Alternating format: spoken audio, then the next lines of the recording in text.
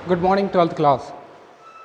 बच्चों अपने टॉपिक को स्टार्ट करते हैं, यानी फाइनल टच देते हैं चैप्टर नंबर 3 बिजनेस एनवायरनमेंट के। ठीक है, आज ये फाइनल वीडियो है इस चैप्टर की। तो हमें इसमें पढ़ना है managerial response to change in business environment. Actual में हुआ क्या, 1901 की 3 पॉलिसीज़ आने के बाद, ये जो liberalisation, globalisation and disinvestment 3 policies आई थी, इनके आने के बाद बिजनेस का एनवायरनमेंट ही चेंज हो गया। क्यों कि पहले सिर्फ हम अपने घर में बिजनेस करा करते थे, है ना।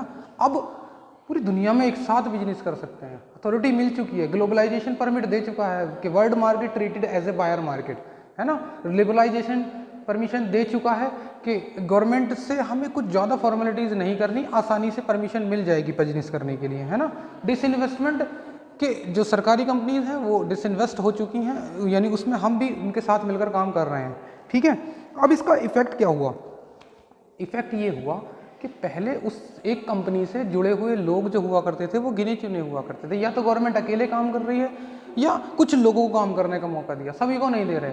अब बहुत सारे लोग इन्वॉल्वमेंट हुए। अब बहुत सारे लोगों का इन्वॉल्वमेंट होने के बाद कंपनी का जो फॉर्म है वो कहीं ना कहीं बड़ी होनी शुरू हो गई, उसकी थिंकिंग बड़ी हो गई, क्योंकि उससे इन्वॉल्वमेंट लोगों के ब्रेन जो हुए थे वो ज़्यादा इंटैक्ट हो गए। उसके कारण कंपनी ने अपना पोर्टफोलियो ही चेंज कर दिया। कैसे? जैसे आज के टाइम में अगर हम देखें तो वुडलैंड कि जो शूज़ आते हैं वो शूज़ के नाम से जानी जाती है, शूज़ मैन्युफैक्चरिंग कंपनी। लेकिन वुडलैंड शर्ट भी बनाती है, पैंट भी बनाती है, टी शर्ट भी बनाती है, जीन्स भी बनाती है, बेल्ट्स भी बनाती है। यानी क्या करा, जो उसका पोर्टफोलियो था शूज़ बनाने का, उससे हटकर वो डाइवर्सिफाई हो गई, यानी और भी चीज़ें इन्वॉल्वमेंट करने लगी वो। और भी चीज़ें हैं ऐसे एग्जाम्पल हमारे यहाँ पर जो एक से ज़्यादा बिजनेस करते हैं। मतलब जानी तो किस चीज़ के लिए जाती है, काम और भी करते हैं वो, सब कुछ होता है ना ऐसा। तो बहुत सारी इस कंपनीज हैं जिनके अंदर डाइवर्सिफिकेशन आया, उससे पहले नहीं था। उससे पहले जो जिस चीज़ के लिए वो पोर्टफोलियो उन्होंने तैयार किया उसी में ही काम करते रहते थे, पुराने मेथड पर ही चलते रहते थे। लेकिन in the event of change in technology because of the globalisation policies, disinvestment policies और liberalisation policies, there was deem to be something change, है ना, seem to be something change, है ना बेटा। अब देखो कैसे करते हैं। डाइवर्सिफिकेशंस का मतलब क्या था कि उन्होंने अपना वर्किंग मेथड बढ़ा दिया। पहले काम करते थे सिर्फ एक काम में, अब उन्होंने अपने तरीके और भी चेंज कर दिए। कुछ और एग्जाम्पल भी हैं इन प्रेजेंट सेंस में, अगर देखा जाए क्या हो सकते हैं, सोचो बताओ जरा। ऐसी कोई कंपनीज हैं जो जिस चीज़ के लिए जानी जाती है वो तो कर ही रही है, उसने दूसरों के कामों में भी टांग अड़ा दी, यानी उसमें भी कूद पड़े वो बिजनेस में। यानी उनका जो बिजनेस था वो तो कर ही रहे हैं, वो दूसरे के बिजनेस में भी आ गए वो। जैसे जैसे बताऊं, बहुत सारे वेयरिंग कंपनीज हैं जो इस चीज़ को फॉलो करती हैं। लेकिन उसके अलावा अगर हम देखा जाए तो आज ऐसा कौन सा एग्जाम्पल है, कौन सा एग्जाम्पल है? याद करो याद करो, चलो मैं भी याद करता हूँ। कोशिश करो कि जो जिस चीज़ के लिए फ्रेम्ड हुई थी वो तो काम करती है, दूसरा काम भी करना शुरू कर दिया।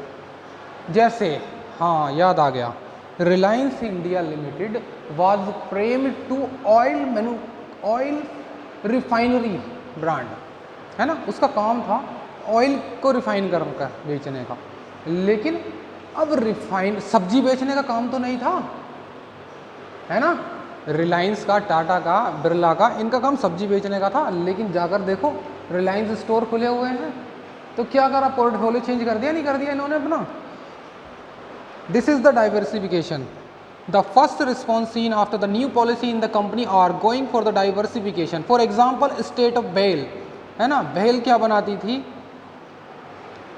ये said to that with the new wave of economy, यानी उसने कहा कि इकोनॉमी की एक नई लहर आई है। चेंज वी विल डाइवर्सिफाई और पोर्टफोलियो, यानी वो अपने पोर्टफोलियो को चेंज कर रहे हैं। That will be include the solar energy, transportation का काम भी कर रहे हैं, एंड वाटर बिजनेस भी करेंगे। Even the company like Reliance, Voltas, LG, Samsung are diversifying their activity by adding the more product in their portfolio. और product add कर दिए। ये पेंसिल बनाती थी सिर्फ, आज देखो क्या क्या बनाती हैं। बुक्स भी नोटबुक भी आ रही हैं इसकी बेटा, डोम्स, इधर से देखो, ठीक है। जॉइंट वेंचर, बताया था जॉइंट वेंचर, 11th में भी बताया था कि अच्छा क्या होता था, अमेरिका की कंपनीज को इंडिया में बिजनेस करना है। अब क्या होगा, अमेरिकन कंपनी इंडियन एटमॉस्फेयर से बिल्कुल अननोन है, वो डायरेक्ट आकर बिजनेस में नहीं कूदेगी, वो क्या करेगी, किसी इंडियन को पकड़ेगी, लीडिंग इंडियंस को, लीडिंग टाइकून्स को पकड़ेगी बिजनेस को, उसके साथ कोलोबरेशंस करेगी, यानी मिलकर काम करेंगे, जॉइंट वेंचर करें, कोलोबरेशंस करें। तो इसका इफेक्ट भी बहुत ज़्यादा बढ़ा, क्योंकि हर कंपनी अलग अलग कंट्रीज़ में जाकर वर्क करना शुरू करे। अच्छा, विदेशी कंपनी इंडिया के बिजनेस टाइकून के साथ मिलकर वर्क कर रही है, तो हम कुछ छोटे छोटे बिजनेसमैन भी थे ना, उनका क्या हो, वो तो डूब जाएंगे। लेकिन उन्होंने भी एक पॉलिसी बनाई, उन छोटे छोटों ने इकट्ठा होकर रणनीति बनाई, सब एक साथ मिलकर काम करें, ये कोलैबोरेशन ही तो था। This is the called type of the partnership, because it is not partnership, this is the differ from the partnership, because there is a no effect on partnership act upon their business। Joint venture पर partnership act नहीं लगता, इसलिए इसको थोड़ा सा अलग माना जाता है उसको, ठीक है। आ जाओ, ब्रांडिंग बिल्डिंग, ब्रांड भी बिल्ड हुए विदेशों में जाकर। अपनी पहचान बनाने का मतलब हमको एक ब्रांड क्रिएट करना है, एक डिफरेंट क्वालिटी क्रिएट करनी है। After the new economic policy, the brand building, goodwill, image, companies have become the important element for the promotion of the company। ये मेन चीज़ थी, कंपनी को अपनी पहचान बनाने के लिए विदेशी कंपनीज को या हम और आउट ऑफ इंडिया जाकर कभी अपनी ब्रांड बनाएं, गुडविल बनाएं, तो किस बेस पर बनाएंगे, क्वालिटी देकर, ब्रांड वैल्यू दिखाकर, ठीक है। यूज़ द लेटेस्ट टेक्नोलॉजी, पहले 91 से पहले सिर्फ हमें ये पता था कि जो हमने इन्वेंट किया उसका हम यूज़ कर पाते थे, लेकिन 91 के बाद जो बाकियों ने भी इन्वेंट किया उसका भी यूज़ कर लेते हैं, करते ना, क्योंकि सभी की टेक्नोलॉजीज एक हो चुकी हैं, सब एक दूसरे की टेक्नोलॉजी को यूज़ करते हैं। अगर हम एट प्रेजेंट देखा जाए तो वैक्सीन का काम हमारे इंडिया में चल रहा है, लेकिन अगर 91 से पहले की हम बात करें तो सिर्फ इंडिया की ही वैक्सीन हम यूज़ कर पाते हैं, लेकिन आज हमारा फोकस विदेशी वैक्सीन पर भी है। This is the change in use of multi technology, दूसरी टेक्नोलॉजी को हम यूज़ कर लेंगे, परचेज करके कैसे भी करके, ठीक है। Improve the compensation level with entry of multinational company, there sorry है ना, multinational company, there is a lot of change seen in the salary package of all employ in the managerial as well as technical services. जब बहुत सारी companies आई, काम करने वाले को ये लो 50,000 देंगे, दूसरा कहेगा हम 60,000 देंगे, तो ये क्या है, improve in compensation level, salary package में इम्प्रूवमेंट हुआ। पहले लोगों को काम देने वाला कोई नहीं था, अब काम देने वाले भी हज़ारों हैं, काम लेने वाले भी हज़ारों हैं, है ना, बल्कि लाखों हैं। इतनी कमी नहीं है नौकरियों की, काबिलों के लिए अभी भी कमी नहीं है, गधों के लिए अभी भी कमी है ना, समझ गए। हाँ, तो क्या करें, कंपनसेशन लेवल बढ़ गया। बहुत सारी कंपनीज इंडिया में आकर कूद पड़ी, तो उनका काम कौन करेगा भाई, तो उनके लिए उन्होंने जॉब एम्प्लॉयमेंट इंप्रूव करा। Salary for engineer, management graduate has raised significant. Company are following the performance like a bonus scheme, incentive scheme, better performance is become the common. Company ने अलग अलग तरह की स्कीम लॉन्च करी जिससे employ के काम करने में इजाफा हो। कंपनी ने कहा तुम्हें 20,000 रुपये मंथ मिलेंगे, तो अब वो काम कम करे ज़्यादा करे 20,000 मिलेंगे, लेकिन कंपनी कह रही है कि 20,000 तो मिलेंगे, लेकिन अगर काम तो इतने % से ज़्यादा करता है तो हम तुझे और फालतू देंगे। तो अब क्या करेगा वो, काम ज़्यादा करेगा नहीं। This is the called incentive scheme. Next पर आओ, customer focus. The focus of market is totally shift from producer to customer, बनाने वाले से कस्टमर पर शिफ्ट हो गया। Today customer is keeping in a market, all company are coming with the various scheme to attract the customer. बहुत सारी companies नई नई स्कीम लेकर आती हैं, क्या, ये देखो स्कीम, ये क्लिनिक प्लस है शैम्पू, है ना, कैसी कैसी आती है स्कीम। क्लिनिक प्लस कितना ml आता है, 6 ml। ये दूसरा पाउच लॉन्च करा, इस पर लिखा 50% एक्स्ट्रा आती हैं, लेकिन इसमें है कितना, 5 ml। पहले वो इस तरह की पैकेजिंग करते थे, अब इस तरह की पैकेजिंग करते हैं। एक्चुअल में देखो क्या हुआ, तुमसे 1 ml उन्होंने चुरा भी लिया और तुम्हें 50% का बेनिफिट देते हैं। This is the marketing strategy. Planning है ये कस्टमर को अट्रैक्ट करने की, फोकस करने की। शोरूम में गए, है ना, किसके शोरूम में, ये लो पीटर इंग्लैंड का शोरूम खुला हुआ है यहाँ पर। अब पीटर इंग्लैंड के शोरूम में गए, सेल डिस्काउंट अप टू या 50%, ये लो मैं और कर देता हूं 90% डिस्काउंट, ठीक है। अब इस पर एक छोटा सा स्टार लगाया और यहां उस स्टार की वैल्यू लिखी ओनली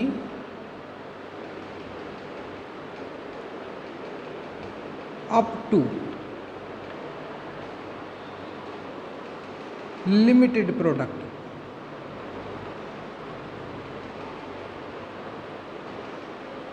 ये लो, हम गए उसके पैम्पलेट पर देखा 90% डिस्काउंट। अच्छा, शर्ट खरीदनी है, पैंट खरीदनी है, 90% डिस्काउंट। लेकिन ये जो छोटा सा बच्चा बैठा रखा है ना स्टार, इसको नहीं देखा हमने। जैसे ही हम अंदर गए, हमने एक शर्ट पसंद आई, हमने कहा भाई शर्ट दे दो, कितने रुपए का, 900, ओ 1000 रुपीज़ की है। तो अच्छा 90% डिस्काउंट, तो 100 रुपीज़ की हमें मिल जाएगी वो, है ना, बड़े खुश हुए।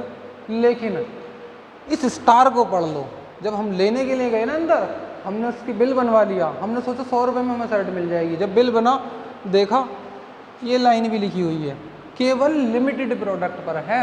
वो प्रोडक्ट जो उनके हाथ से डिस्पोज होने की कगार पर हैं, सिर्फ उन पर डिस्काउंट है, फ्रेश पैकेजिंग पर नहीं है, जो फ्रेश प्रोडक्ट है उस पर नहीं है। This is the market strategy. Customer पर फोकस है, उसको कैसे अपनी तरफ को खींचा जाए, कैसे हम उसको प्लान कर रहे हैं। खत्म बात, टॉपिक खत्म है ये। इसके बाद डीमोनेटाइजेशन है, इसको सेल्फ करना है। किस बात के ऊपर, क्योंकि हम सब मौजूद थे उस समय पर जब डीमोनेटाइजेशन हुआ था।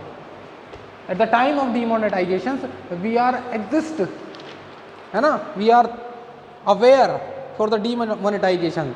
यानी जब 1500 रुपीज़ कॉइन, सॉरी रुपीज़ के नोट बंद किए गए थे, हम सबको पता है उस समय की कंडीशंस क्या है।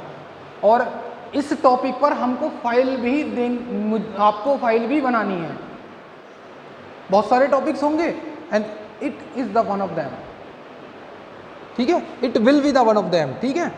The November 8, 2016 was the day when the 500 and 1000 demonetization note was withdrawal, यानी वापस कर लिए गए, बंद कर दिए गए। It is result in the withdrawing of 86% currency in the circulation। Market की 86% फेस वैल्यू करेंसी बंद कर दी गई। यानी बाकी 14% क्या थे, बाकी 14% 50 के, 100 के, 10 के, 20 के सिक्के थे, नोट थे, ठीक है। The people were advise to go to the bank to replace the old note with the new, now up to the limit. There was a restriction on cash withdraw. Cash नहीं निकालोगे bank से, उनको replace कर सकते हो। और जिसके पास में ज़्यादा पैसा था वो जाए बैंक में, बदल दो भाई हमारे पैसे, बैंक बदलेगा। पहले तो ये बताओ लाए कहाँ से ये, सर हमारे पास तो पुराना पड़ा हुआ था। अच्छा कितना पुराना, 10 साल पुराना। 10 साल पुराने, क्या आपने डिस्क्लोज की अपनी इनकम? आज से 10 साल पहले बैंक पूछेगा आपसे, 10 साल पुराना तुम पर 1 करोड़ रुपए है, क्या आपने बताया कि 10 साल पहले 1 करोड़ कहाँ से आया? नहीं बताया ना, ठीक है, फ्रॉड किया है, लगाओ इनकम टैक्स इस पर। और इनकम हाइड करने के जुर्म में इसको अंदर डालो सीधा सीधा, है ना। फीचर क्या क्या थे, demonetisation as a tax administration measure. किस लिए? टैक्स की मेजरमेंट करनी है। मार्केट में कितनी ब्लैक मनी है सब डिसॉल्व हो जाएगी, खत्म हो जानी है। No tolerance of tax evasion. किस लिए? टैक्स की चोरी ना हो, क्योंकि जो लोग ईमानदारी से पैसा बताएंगे कि हम पर कहाँ से आया, उस पर टैक्स अगर नहीं दिया है देंगे तो ही हम उस पर ईमानदारी बरतेगी गवर्नमेंट। लेकिन अगर गवर्नमेंट, हमने सामान्य लोगों ने नहीं बताया कि पैसा कहाँ से आया और इलीगल एक्टिविटी से आया है तो वो इलीगल काम के लिए भी जेल में जाएगा, और दूसरा उस पर इनकम टैक्स तो लगना ही लगना है। पता कैसे, क्या होता था, क्या होगा इस केस में? ये लो, ये मिस्टर ए है, इसने पता 100 करोड़ 100 करोड़ चुरा लिए किसी के, थीफ्ट कर लाया। ये लो, ये चुरा कर लाया है 100 करोड़ रुपए। अब इस पर पता क्या करेगा, जैसे ही इसने 100 करोड़ चोरी करे, इसकी तो इनकम हो गई ना, चाहे वो गैर कानूनी तरीके से हुई हो या कानूनी तरीके से हुई हो, तुरंत इनकम टैक्स डिपार्टमेंट इसके पास जाएगा भागा हुआ, इसको पकड़ेगा नहीं, आईटी डिपार्टमेंट है ना, यानी इनकम टैक्स डिपार्टमेंट इसके पास जाएगा और इसको पकड़ लेगा। क्यों? लो भाई 30% दे दो इसका, कितना? 30 करोड़ रुपए हमें दे दो। किस बात के लिए? टैक्स। कौन सा tax? As an income tax. ठीक है, 30% दे दो। 30 करोड़ तो ये ले गए, इससे कितने बचे इसके पास? 70 करोड़ बचे ना। अब ये रो रहा है बैठा हुआ, 30 करोड़ रुपए ले गए। लीगल है भाई, क्योंकि इनकम टैक्स एक्ट कहता है कि जो भी तुम कमाओगे उसका 30% हमें इस एक्टिविटीज़ के अकॉर्डिंग देना होगा। अगर आप नॉर्मल बिजनेस कमाते हो तो उसकी कंडीशन अलग है, इनकम टैक्स के रूल्स नहीं पढ़ा रहा मैं, सिर्फ ये बता रहा हूँ कि 30% इस पर देना है इस कंडीशन में। ठीक है, चाहे आपने ये चोरी करे हो या केबीसी में जीत कर लाए हो, 30% देना होगा। लेकिन आप अपने बिजनेस करके कमाए हैं और आप इंडिविजुअल हैं तो उसमें अलग कंडीशन होती है। ठीक है, लेकिन हम इस कंडीशन की बात कर रहे हैं, 30% इनकम टैक्स वाले ले गए। कितना बचा इसके पास? 70 करोड़ रुपए बचे। अब जाएगा इंडियन पेनल कोड, पुलिस जाएगी इसे पकड़ने के लिए। ला भाई 100 करोड़ रुपीस लाओ, 100 करोड़ रुपए लेकर आओ। क्यों? चोरी करे हैं तुमने 100 करोड़, लेकिन मेरे पास तो 70 करोड़ ही हैं। ये भाई साहब कह रहा है मेरे पास तो 70 करोड़ ही है। क्यों भाई, कहाँ गए 30 करोड़?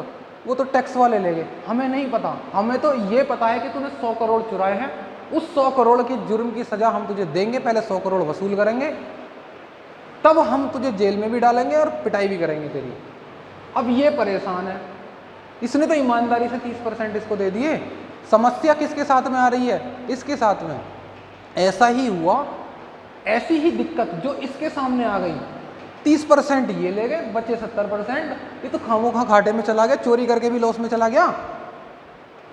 यही दिक्कत आती ही थी at the time of demonetisation. जिसने फ्रॉड इनकम को बैंक में दिखा दिया, अगर उसने ये कह दिया कि मैं चोरी करके लाया हूँ, टैक्स लगा दो और बाकी मुझे दे दो, तो चोरी टैक्स वाले तो चुपचाप ले जाएंगे पॉकेट में रखकर। लेकिन police criminal procedure as per the Indian penal code इसको अंदर डाल देगी, इस पर प्रोसीजर चालू कर देगी अपना। ठीक है, काम खत्म। पढ़ना इसको डीमोनेटाइजेशन के लिए। चैप्टर बस इतना सही है इस वीडियो में। इसके बाद नेक्स्ट चैप्टर को स्टार्ट करेंगे, चैप्टर नंबर 4 को।